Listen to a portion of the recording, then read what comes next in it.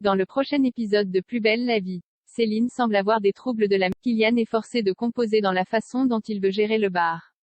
De son côté, Kevin sera-t-il récompensé? Attention, les paragraphes qui suivent contiennent des spoilers sur l'épisode de Plus belle la vie diffusé demain soir sur France 3.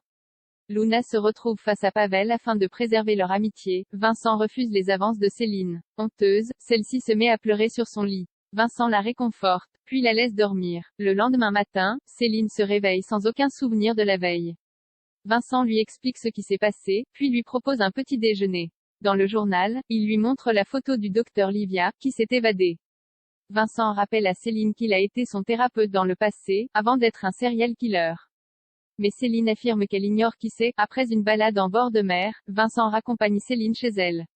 Ils manquent de s'embrasser pour se dire au revoir. Une fois seule, Céline fait un compte-rendu à Livia, toujours sans le voir. Ce dernier déclare que Vincent va finir par retomber amoureux d'elle. Et quand ça sera le cas, Céline devra le tuer. Pendant ce temps, Patrick, Jean-Paul et Léo ont repéré la présence de Pavel vers le port de Marseille, où le cadavre de son ancien bras droit a été retrouvé. Sur les images de vidéosurveillance, Léo reconnaît la silhouette d'Agathe. Jean-Paul suppose qu'elle n'a pas eu le choix que de suivre Pavel. Parallèlement, Akira prévient Luna qu'un client demande à ce qu'elle vienne lui servir du thé dans sa chambre. La jeune fille ajoute qu'elle s'est occupée du check-in car il avait l'air fatigué en arrivant, mais il semblait bien connaître les lieux. Luna monte à l'étage pour satisfaire la commande de ce mystérieux client.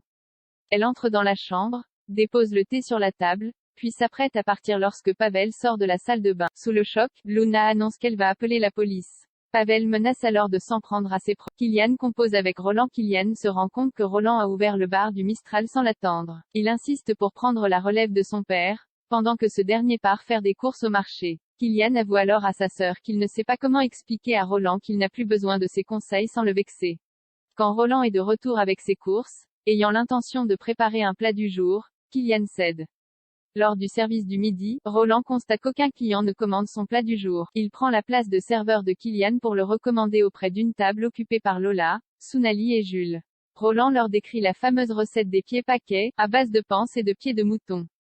Dégoûtés, les ados préfèrent rester sur les plats dont ils ont l'habitude. Déçus, Roland passe voir Myrtha au Zéphyr avec une barquette de pieds paquets. Quand il lui fait goûter, elle affirme qu'ils sont toujours aussi délicieux. Elle vante ensuite les mérites de Kylian, qui a bien redressé la barre après François pour moderniser la carte et fidéliser une clientèle plus jeune. Roland reconnaît que Mira a raison et s'empresse d'exprimer sa fierté à son fils. Pour lui faire plaisir en retour, Kylian accepte de goûter à ses pieds paquets. Il trouve ce. Roland n'est pas étonné. D'après lui, les gens ont tendance à fuir dès qu'ils savent que c'est un plat à base de tripes. Kylian semble alors avoir une idée. Kevin se prend un râteau alors que Laetitia se prépare pour sa journée de cours à Scoto. Elle remarque que Kevin porte une chemise. Elle s'étonne qu'il soit si bien habillé pour aller au travail.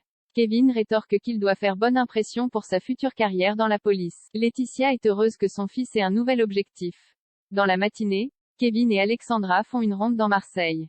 Quand ils passent devant un groupe de garçons, Alexandra essuie des remarques sexistes. Mais elle ne se laisse pas faire.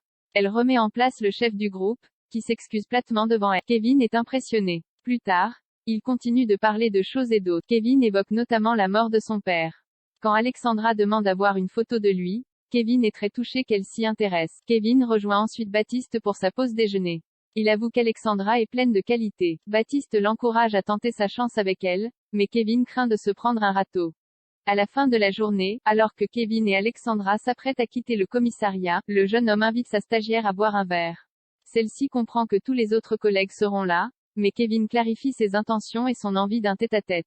Alexandra décline finalement son invitation, préférant ne pas compliquer leur relation.